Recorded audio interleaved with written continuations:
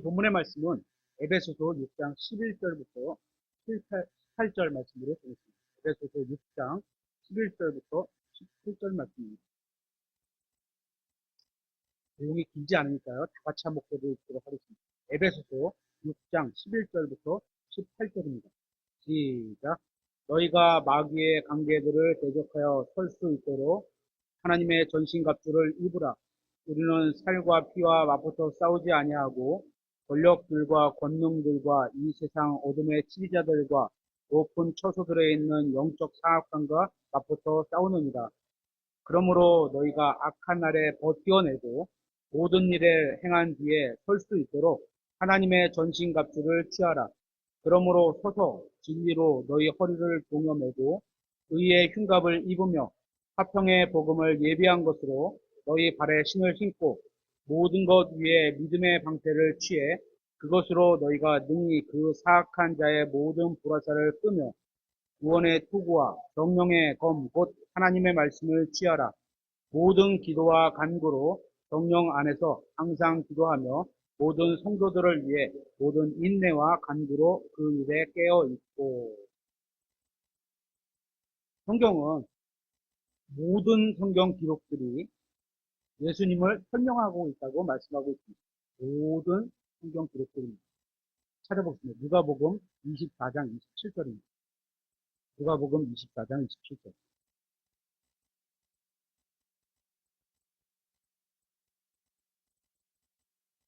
누가복음 24장 27절. 모세와 모든 대언자들의 글에서 시작하여 창세기, 출애굽기, 레위기, 민수기, 신명기, 모세 거기서부터 해서 시작하여 거기서부터 시작한 거예요. 끝이 아니고 모든 성경 기록들에서 계시록까지 자기에 관한 것들을 그들에게 풀어 설명해 주신 겁니다. 이때는 이제 신약 성경은 완성되기 전이니까 여기서 모든 성경이라고 하면 1차적으로 구약 성경을 말하는 거겠죠.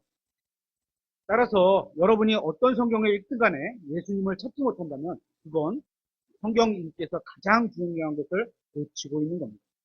그러니까 여러분이 성경을 읽으면서 반드시 예수님을 찾으려고 노력해야 합니다. 오늘 본문의 말씀에서도 예수님을 찾으셔야 합니다. 여러분도 한번 찾아보세요. 에베소서 6장 11절부터 18절까지 눈으로 한번 쫙 봐보세요. 어디에 예수님이 계신가요? 한번 찾으셨나요?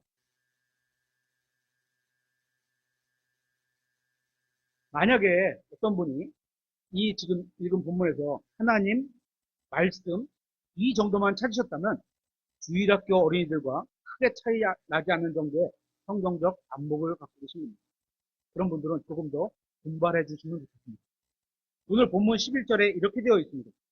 너희가 마귀의 관계들을 대적하여 설 수 있도록 하나님의 전신갑주를 입으라.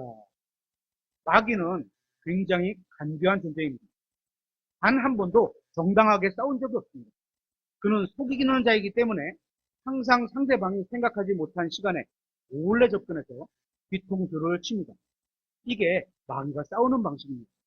계속해서 12절에 우리는 살과 피와 맞붙어 싸우지 아니하고 권력들과 권능들과 이 세상 어둠의 치리자들과 높은 처소들에 있는 영적 사악함과 맞붙어 싸우느니라.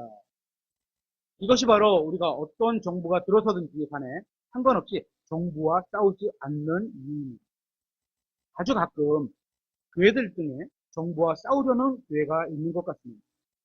그게 전 정권에서 그랬든지 아니면 현 정권에서 그랬든지 정부와 싸우는 건 우리 그리스도인들에게 맡겨진 사명이 아닙니다. 우리는 그다지 중요하지 않은 일을 하기 위해서 하나님께서 맡기신 가장 중요한 일을 등한시해서는 안 됩니다. 정부 정책을 비판하거나 잘못된 법안에 항의하는 것은 그리스도인들이 해야 할 일이 아닙니다. 정부와 싸우는 그리스도인은 시간을 낭비하고 있는 겁니다.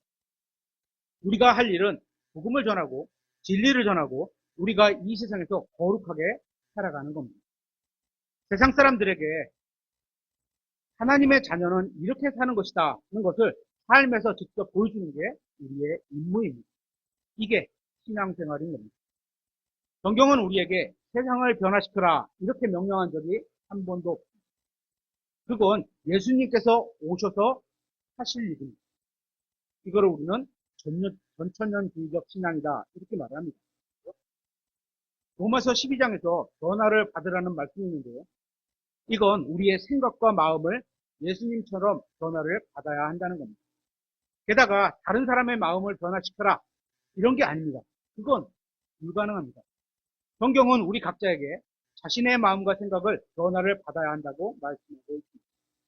다시 에베소서 6장 12절로 와서 우리는 살과 피와 맞붙어 싸우지 않습니다.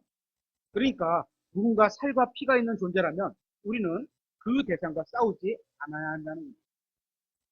사람은 모두 살과 피가 있습니다. 그러니까 우리는 사람과 싸우지 않아야 합니다.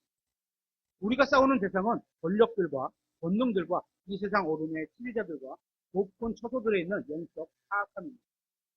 이 말씀처럼 우리의 전쟁은 영적 전쟁입니다. 물리적인 싸움이 아니라 영적인 싸움을 하는 겁니다.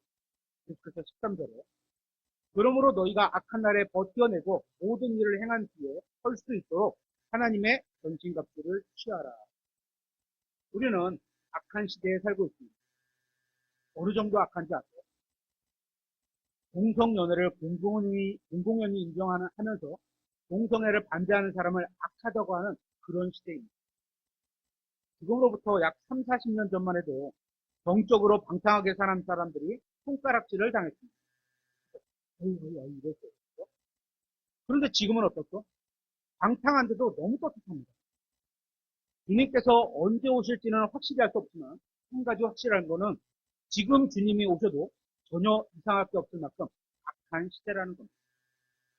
감사하게도 성경은 우리가 하나님의 전신갑주를 취하면 이런 악한 날들에도 능히 버텨 서 있다고 말씀하고 있습니다.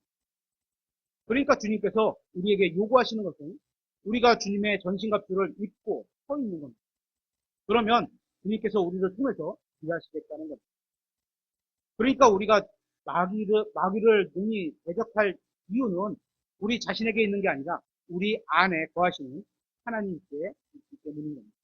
계속해서 14절에 그러므로 서서 진리로 너희 허리를 동여매고 의의 흉갑을 입으며 화평의 복음을 예비한 것으로 너희 발에 신을 신고 모든 것 위에 믿음의 방패를 취해 이것으로 너희가 능히 그 사악한 자의 모든 불화살을 끄며 구원의 투구와 성령의 검 곧 하나님의 말씀을 취하라.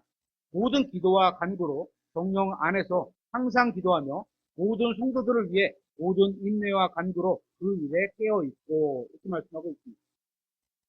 오늘 우리가 살펴보려는 것은 악한 날에 서기 위해서 하나님의 전신갑주가 예수 그리스도라는 사실을 살펴보려는 겁니다. 본문에는 우리가 마귀를 이기거나 물리치는 것에 관해서는 한마디도 하고 있지 않습니다.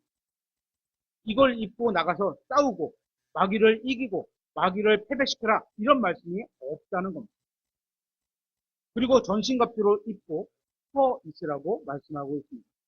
왜냐하면 예수님께서 갈보리 십자가에서 이미 마귀를 이기고 승리하셨기 때문입니다.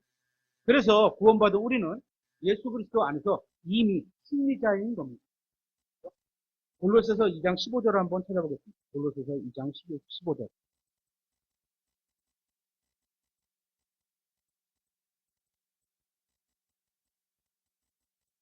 골로새서 2장 15절. 권력들과 권능들을 망하게 하사 십자가 안에서 그들을 이기시고 십자가 안에서 그들을 이기시고 공개적으로 그들을 구경거리로 삼으셨느니라. 여기서 말하는 권력들과 권능들은 마귀와 그를 따르는 영적 세력들입니다. 예수님은 승리자입니다. 그래서 우리는 예수 그리스도를 통해 우리에게 승리를 주시는 하나님께 감사할 수 있다고 고린도전서 15장 57절에서 말씀하고 있는 겁니다. 하나님께서 승리를 주신 겁니다. 다시 말해서 우리가 나가서 승리를 쟁취할 필요가 없다는 겁니다. 예수 그리스도 안에서 우리는 승리자로 서 있으면 되는 겁니다. 다 이겨놓으신 것을 전신갑주를 입고 서서 지켜내고 있으면 되기 때문입니다. 이게 하나님께서 우리를 보시는 신분, 위치인 겁니다. 하나님이 우리를 보실 때는 이긴 자로 서 있으면 되는 거예요. 그렇죠? 하지만 우리의 현재 상태는 어떻게 죠? 믿음으로 이 세상을 이겨나가야 하는 겁니다. 그게 우리 현재 상태죠. 그래서 우리가 지난달에 살펴본 것처럼 하나님께서 보시는 우리의 상태와 우리의 현재의 위치가 다르다. 성경에서 말씀하시는 상태로 표현한 거지, 우리의 위치를 표현한 거지, 이걸 잘 구분해서 성경을 읽으셔야 된다고 말씀드렸고, 예수 그리스도를 받아들이는 우리는 하나님의 아들들입니다. 이 말은 이 세상에서 하나님의 자녀답게 서 있어야 한다는 겁니다. 하나님께서 우리를 그렇게 부르셨습니다. 주님께서 우리에게 요구하시는 것은 마귀가 우리를 속이거나 흔들지 못하도록 우리가 예수 그리스도 옷 입고 그 승리한 상태로 계속 서 있으라는 겁니다.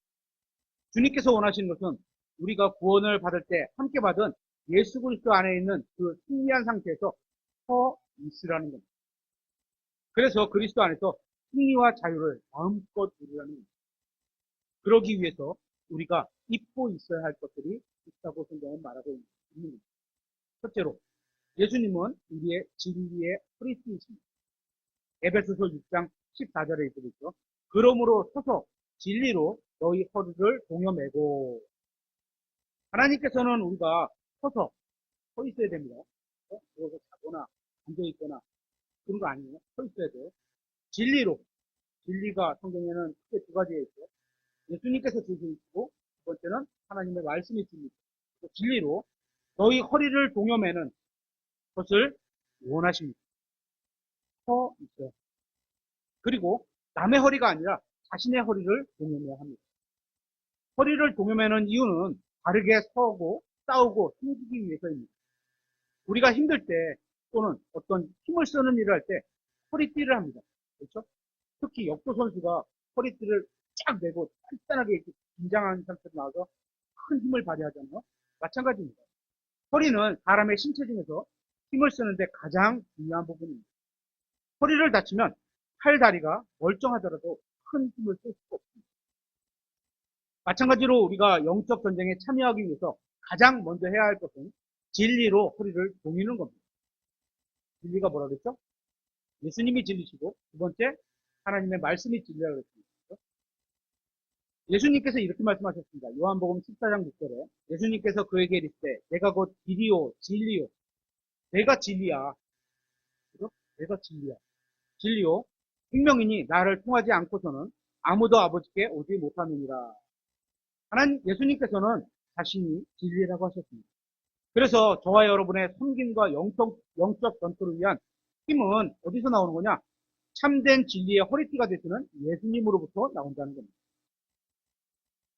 허리에 힘이 나와야 하는 것처럼 우리가 주님의 섬기는 힘은 어디서부터 나온다? 예수님께로부터 나와야 하는 겁니다. 그러기 위해서는 우리의 허리가 되시는 진리를 어떻게 예수님을 부르고 있어야 된다는 겁니다. 두 번째, 예수님은 우리의 흉갑이 되십니다. 에베소서 6장 14절 하반절에 의의 흉갑을 입으며 이렇게 있습니다. 흉갑은 가슴을 방어하는 무기입니다. 가슴에는 중요한 장기들이 모여 있습니다. 따라서 우리는 가슴을 보호해야 합니다. 또한 가슴에는 우리의 심장이 있습니다. 이 심장이 영어로 하트죠, 하트. 그렇죠? 육체적으로는 심장 이렇게 번역할 수 있지만 영적으로는 마음이나 감정으로도 번역할 수 있습니다. 우리가 마귀가 우리를 주로 공격하는 부위는 우리의 머리가 아니라 마음에 있는 가슴입니다. 그래서 많은 그리스도인들이 교회를 다니면서도 사람을 통해 마음을 상하거나 기분이 좋지 않게 되는 겁니다.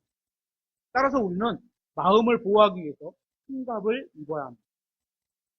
그래야 우리가 바른 마음으로 바른 일을 하고 바르게 살고 바르게 생각하고 바른 사람이 되도록 의의 흉갑을 입어야 하는 겁니다. 문제는 사람들에게는 본래 의가 없다는 겁니다. 의로운 흉갑인데 사람 그 자체, 본래 자체는 의가 없다는 거예요. 원래 우리 안에는 하나님께서 인정해 주실 만한 의로운 게 없습니다.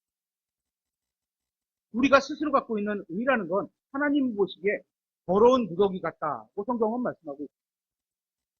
또 성경은 의로운 자가 없나니 단 한 사람도 없다고 말씀하고 있습니다. 선을 행하고 죄를 짓지 않는 의인은 다 땅 위에 하나도 없다고 말씀하고 있습니다. 그러니까 자신이 갖고 있는 의인은 하나님이 보실 때 쓰레기 같은 거예요. 더러운 무더기 같은 거예요. 그러니까 영적 전쟁을 대비해서 우리의 가슴을 보호해줄 흉갑이 우리 자신에게 있다 없다? 없다 하는 겁니다. 영적 전쟁을 위해서는 의의 흉갑을 입어야 하는데 우리 자신의 의로는 방어가 안 된다는 거죠. 그죠? 요새 전쟁이 일어나서 뭐 이렇게 방어 무기들을 수출하고 뭐 막고 막 그러잖아요. 그죠? 미사일을 공격으로 쐈는데 이걸 방어해야 되는데 퉁 뚫려서 그냥 탁 타격을 받아요. 그죠? 흉갑이 그러면 안 된다는 거죠.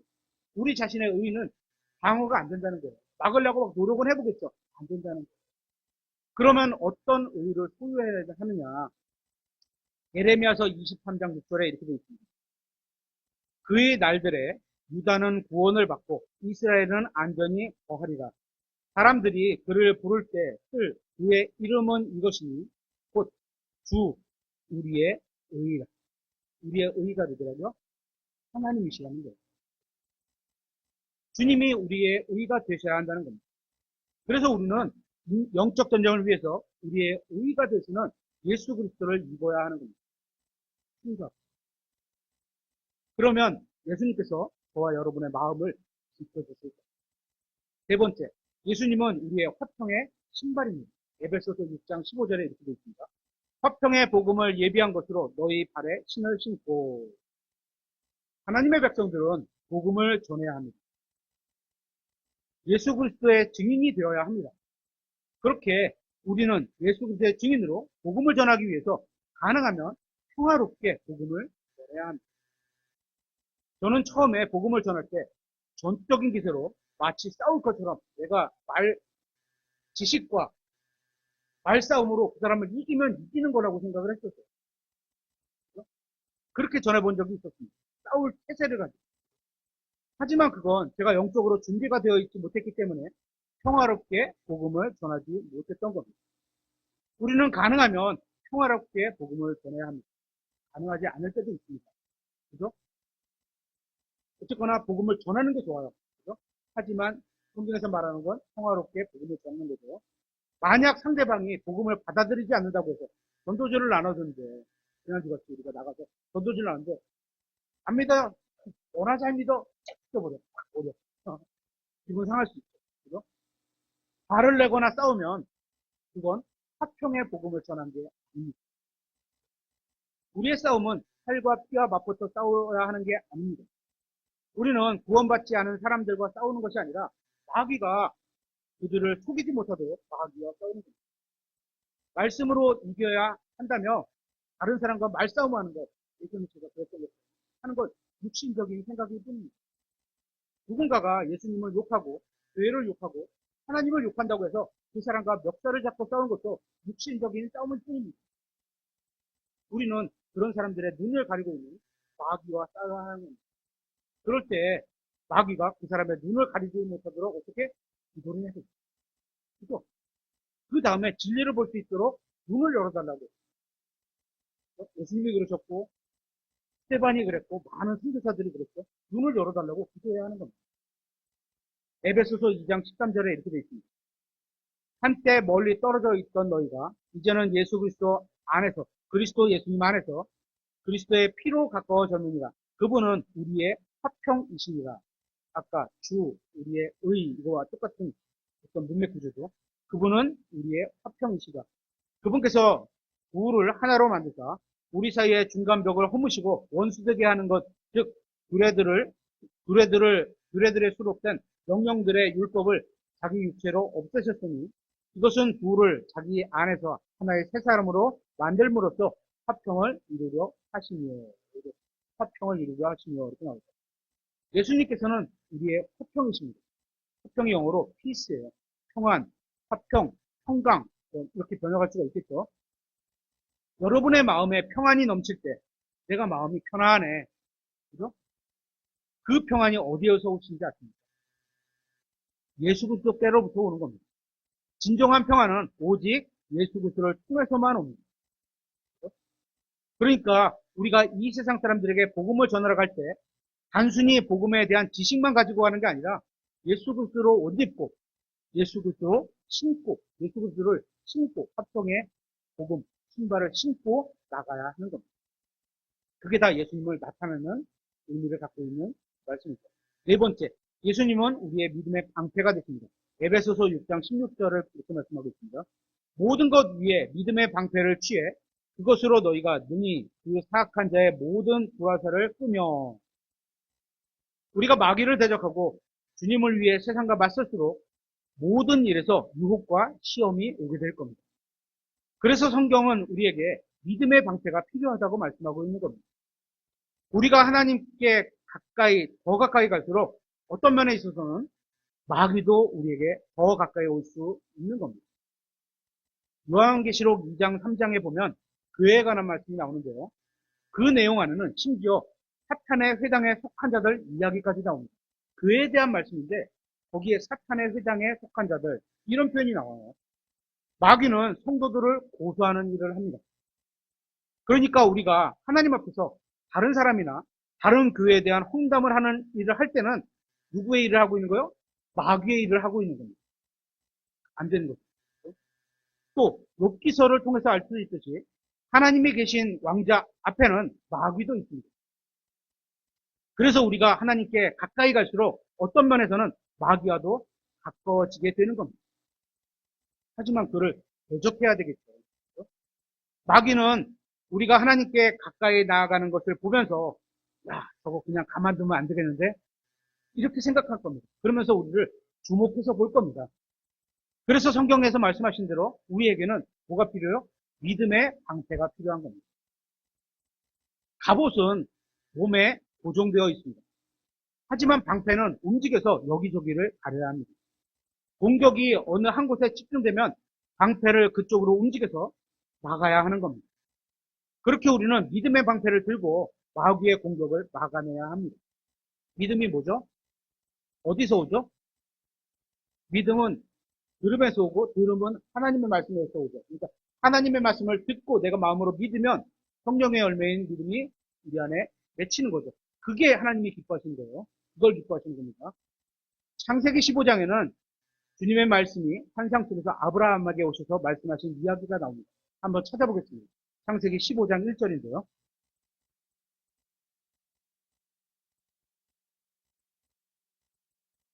창세기 15장 1절. 창세기 15장 1절.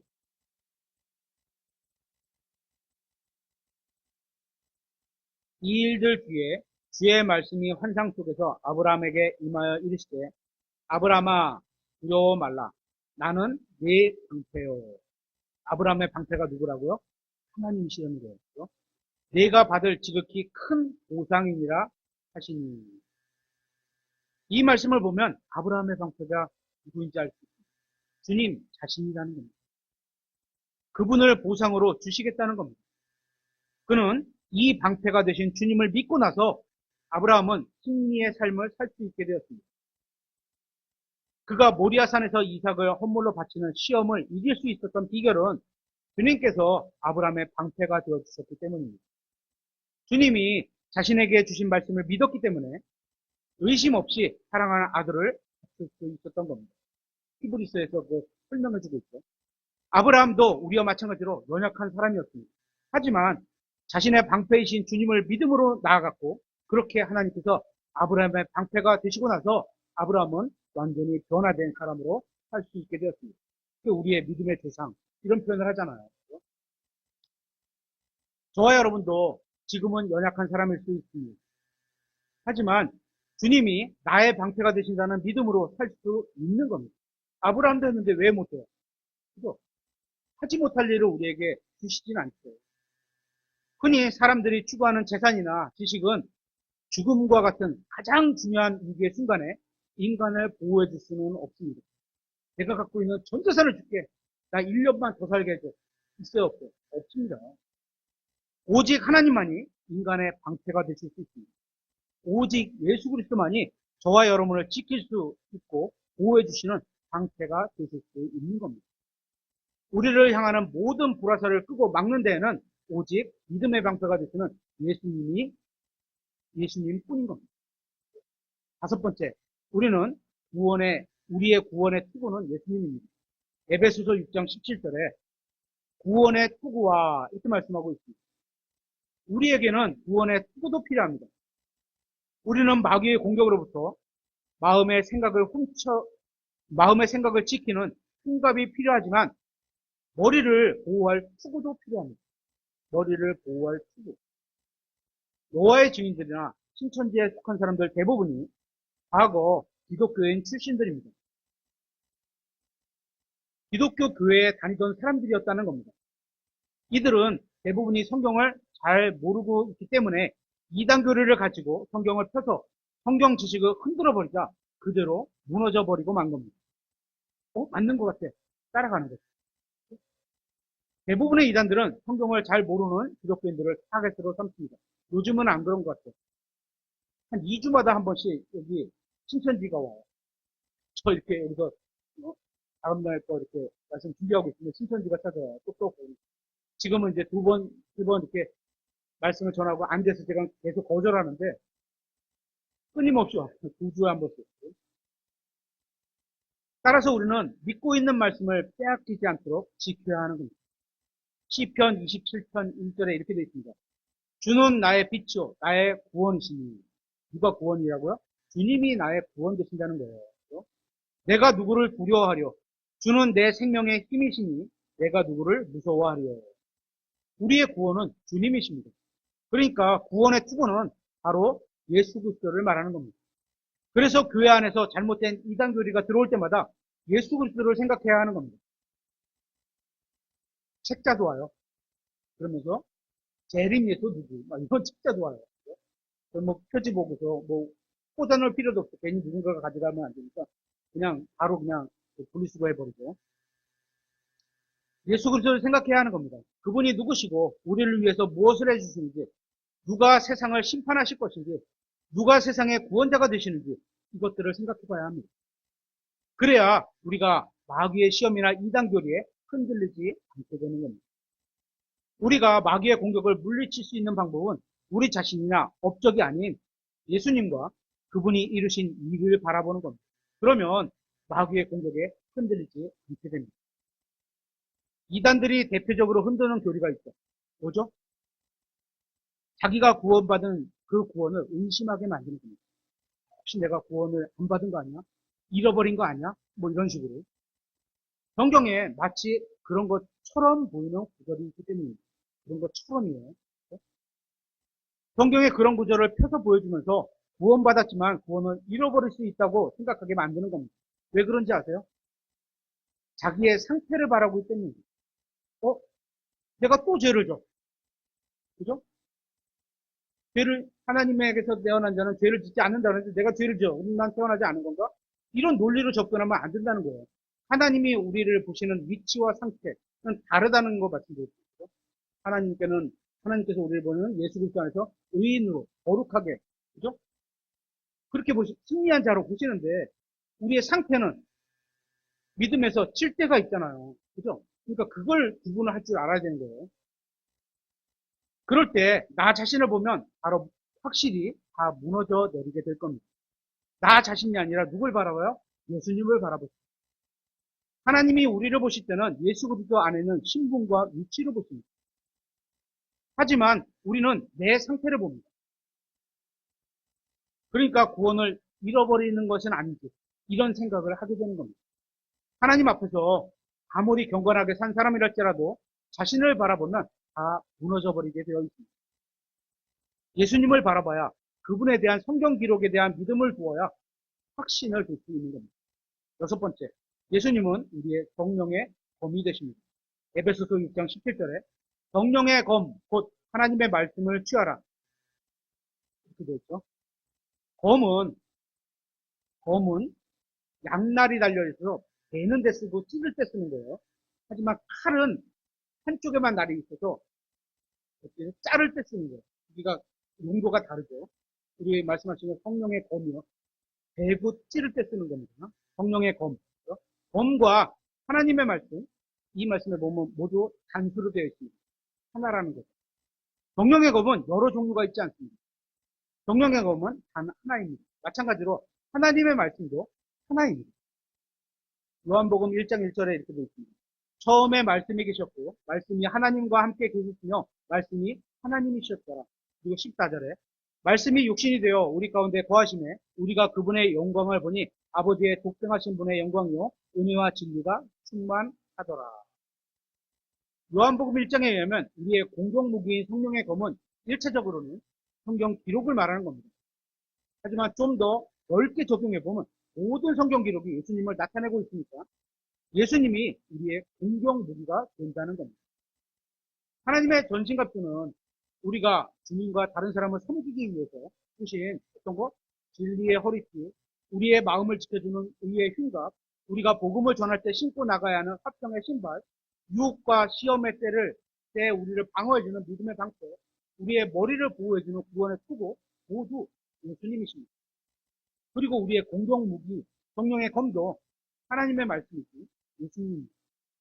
그러니까 우리가 승리자로 굳게 서서 승리를 유지하고 마귀를 대적할 수 있는 유일한 근거는 누구? 바로 예수 그리스도입니다. 그래서 우리는 예수님을 믿고 서 있어야 하는 겁니다. 여러분은 사무엘기 상 17장에 나오는 다윗과 골리앗 이야기를 다 아실 겁니다. 골리앗이 나와서 하나님의 이름을 모욕할 때 이스라엘 백성들은 골리앗의 거대한 외모를 보고 겁에 질렸습니다. 그때 다윗이 나와서 골리앗을 물리치겠다고 했습니다. 다윗이 자원에서 나왔을 때 사울은 자기 갑옷을 다윗에게 내주었습니다. 다윗은 사울의 갑옷을 입어보고는 자신에게 맞지 않는다고 했습니다. 갑옷이 싸움에 도움이 되지 않고 너무 커서 오히려 방해만 된다고 했습니다. 다윗은 갑옷을 입고 싸워본 적이 없었고 칼을 들고 싸워본 적도 없었습니다. 그렇게 다윗은 사울왕의 갑옷을 거부하고 갑옷을 입지 않았습니다. 그리고 작은 돌을 골았습니다. 사무엘상 17장 40절에 이렇게 되어 있습니다.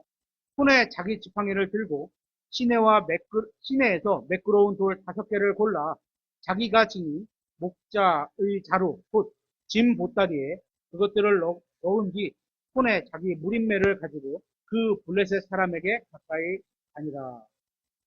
여기서 다윗이 골리앗을 쓰러뜨리기 위해서 몇 개의 돌을 사용했는지 아십니까? 몇 개의 돌을 사용했죠? 1개 사용했습니다. 5개를 갖춰. 이걸 보면서 다윗은 자신이 있었을까요? 없었을까요? 다윗은 한 방에 골리앗을 처리했습니다. 그러자 블레셋 사람들이 다 도망했습니다. 여기서 한번 생각해 보세요. 블레셋 사람들이 싸우러 골리앗과 함께 나왔을 때 그들의 눈에는 다윗이 어떻게 보였을까요? 추구와 충각과 방패를 가지고 있지 않았습니다. 저거 죽겠구나 이랬을 겁니다. 하지만 다윗은 뭐로 무장하고 나왔어요? 하나님으로 무장하고 나옵니다. 하나님으로 무장하고 왔던 겁니다. 그래서 45절에 이렇게 되어 있습니다. 이에 다윗이 그 블레셋 사람에게 이르되 너는 칼과 창과 방패를 가지고 내게 오지만 나는 내게 보존한 이스라엘 군대의 하나님 곧 군대들의 주의 이름으로 가노라. 이날 주께서 너를 내 손에 넘겨주시니 내가 너를 쳐서 내게서 내 머리를 취하고 또 이날 블레셋 사람들 군대의 사체를 공중의 날짐승들과 땅의 들짐승들에게 주어 이스라엘에 하나님이 계신 줄 온 땅이 알게 할 것이며 또 주께서 칼이나 창으로 구원하지 아니하심을 여기 모인 이 모든 자들이 알게 하리라.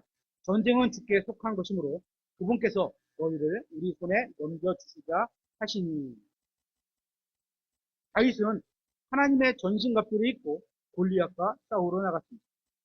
여러분은 다윗에게서 이런 모습이 보이나 한번 생각해 보세요. 진리의 허리띠 보이나요? 의의 흉곽, 화평의 신발, 믿음의 방패, 구원의 투구, 동령의 검 이런 게 보이십니까? 다윗에게 있는. 그래서 하나님께서 다윗에게 승리를 주신 겁니다. 다시 로마서 13장 12절에 이렇게 되어 있습니다. 한번 찾아보겠습니다. 로마서 13장 12절.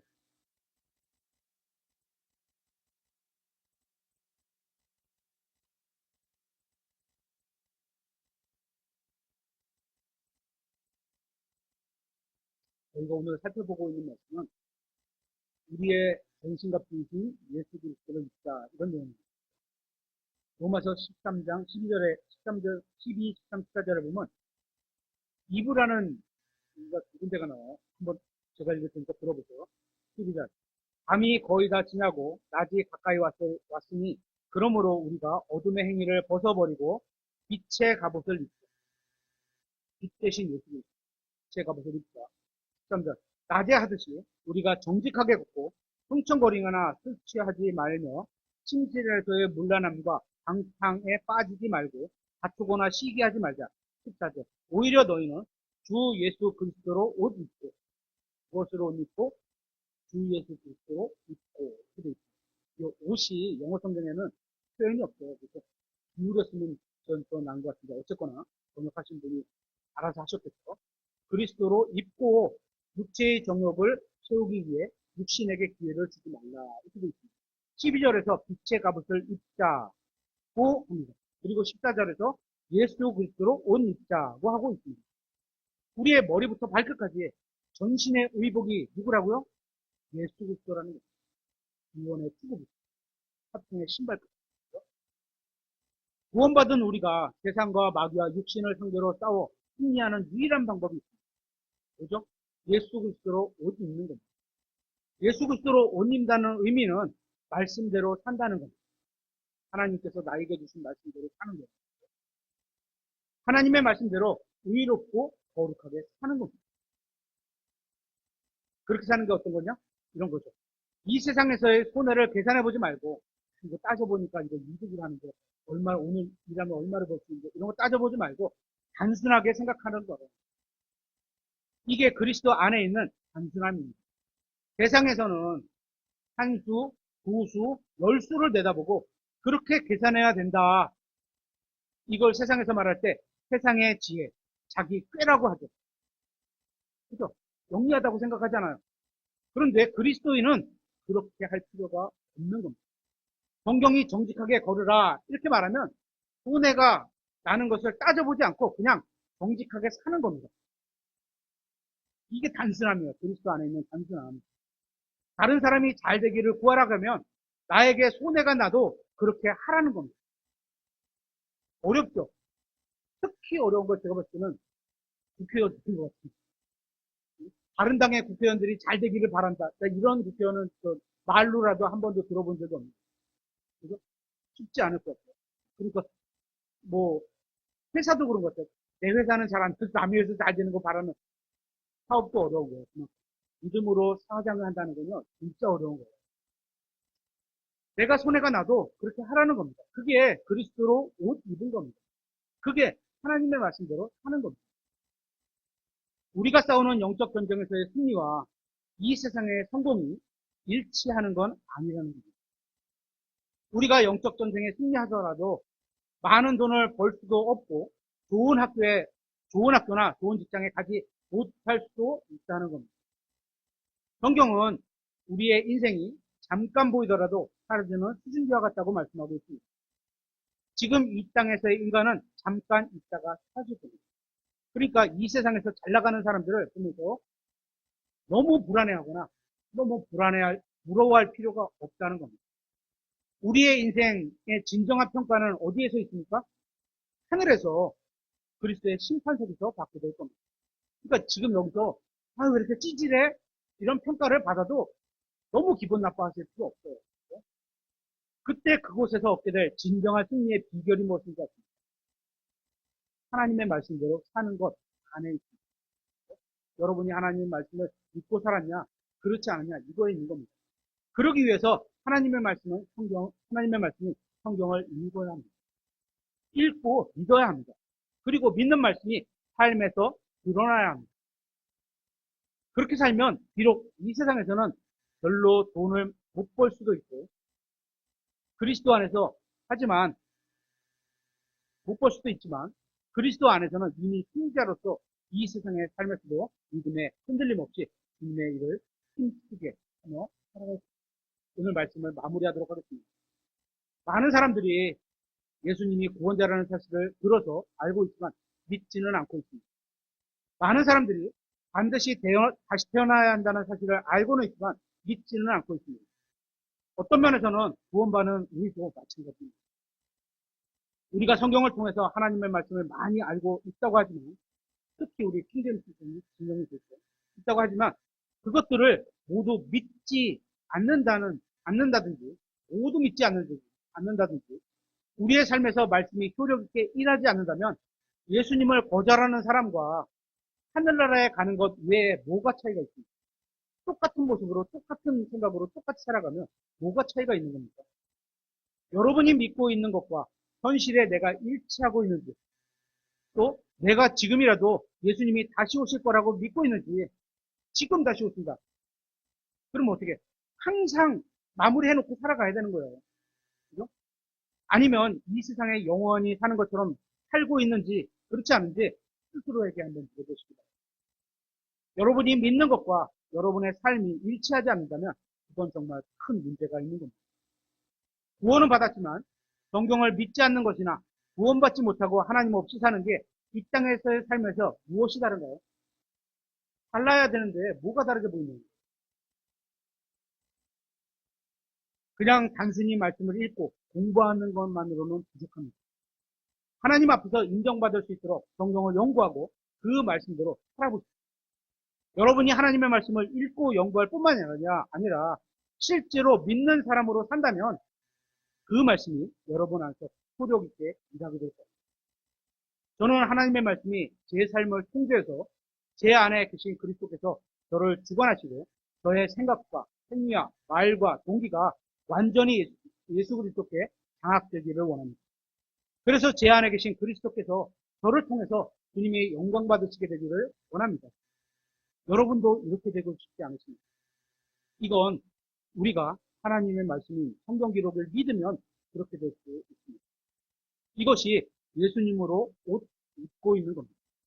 그러면 하나님의 말씀이 우리의 삶 가운데서 놀랍게 일하게 되실 겁니다. 오늘 말씀입니다.